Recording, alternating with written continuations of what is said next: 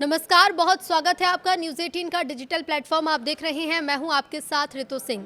Donald Trump Iran युद्ध में Venezuela model दोहराना चाहते हैं। सामरिक मामलों के जाने माने जानकार ब्रह्मा चेलानी के मुताबिक डोनाल्ड ट्रंप ईरान में एक मीर जाफर की तलाश में हैं जो अमेरिका की शर्तों पर जंग खत्म करे और फिर अमेरिका का मोहरा बनकर ईरान पर शासन करे।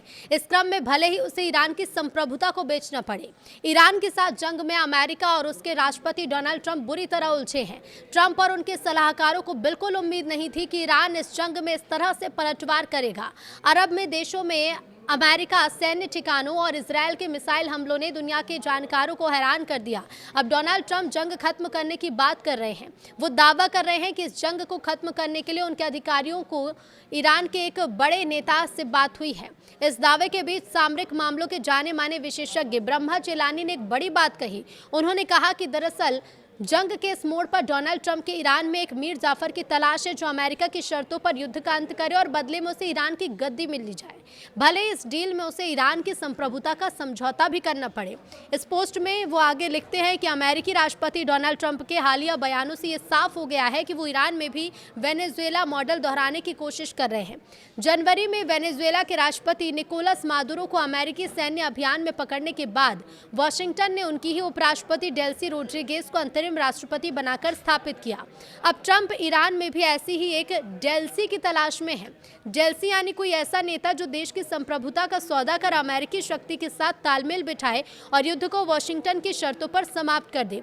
डेल्सी शब्द अब तेजी से एक नया वैश्विक पर्याय भी बनता जा रहा है। इसका मतलब उस राजनीतिक नेता से है जो अपनी सत्ता और खुद को बचाए रखने के लिए देश की संप्रभुता विदेशी शक्ति को सौंप देता है। इतिहास में ऐसे चरित्रों के लिए अलग अलग नाम रहे। यूरोप में उन्हें क्विस्लिंग कहा जाता है। ये नाम नॉर्वे के विदकुन क्विस्लिंग के नाम पर पड़ा है जिसने हिटलर को अपने देश पर आक्रमण के लिए आमंत्रित किया था और नाजी संरक्षण में खुद को सरकार का प्रमुख घोषित किया था। इसका मतलब उस राजनीतिक नेता से है जो अपनी सत्ता और खुद को बचाए रखने के लिए देश की संप्रभुता विदेशी शक्ति को सौंप दे। इतिहास में ऐसे चरित्रों के लिए अलग अलग नाम रहे। यूरोप में उन्हें क्विस्लिंग कहा जाता है। ये नाम नॉर्वे के विदकुन क्विस्लिंग के नाम पर पड़ा। उसने हिटलर को अपने देश पर आक्रमण के लिए आमंत्रित किया था और नाजी संरक्षण में खुद को सरकार का प्रमुख घोषित किया। ब्रह्मा चेलानी लिखते हैं कि पैटर्न हर बार एक समान रहा है। कोई राजनीतिक खिलाड़ी कमजोर पड़ रही सत्ता से मुंह मोड़कर कब्जा करने वाली या हस्तक्षेप करने वाली विदेशी शक्ति के साथ गठजोड़ कर लेता है। वो अक्सर नई व्यवस्था का चेहरा बन जाता है और देश के संसाधनों को विदेशी राजनीतिक समर्थन के बदले में सौंप देता है। ट्रंप ने हाल ही में स्पष्ट कहा कि ईरान के अगले सर्वोच्च नेता की नियुक्ति में उन्हें शामिल होना चाहिए, जैसे वेनेजुएला में डेल्सी के साथ हुआ। ब्रह्मा चेलानी कहते हैं कि डोनाल्ड ट्रंप मुस्तफा खामेनेई को लाइटवेट करार दिया और कहा कि हम ईरान में सद्भाव और शांति लाने वाला कोई व्यक्ति चाहते हैं। उन्होंने कहा कि मुझे नियुक्ति में शामिल होना चाहिए, ठीक वैसे जैसे डेल्सी के साथ वेनेजुएला में। ट्रंप वेनेजुएला के अनुभव को ईरान के लिए परफेक्ट बता चुके हैं, जहां मादुरो को हटाने के बाद सिर्फ 2 लोगों को छोड़कर बाकी सबकी नौकरी बच गई। वेनेजुएला में जनवरी के ऑपरेशन एब्सोल्यूट रिजॉल्व में मादुरो और उनकी पत्नी सिलिया फ्लोरेस को पकड़कर अमेरिका ले जाया गया।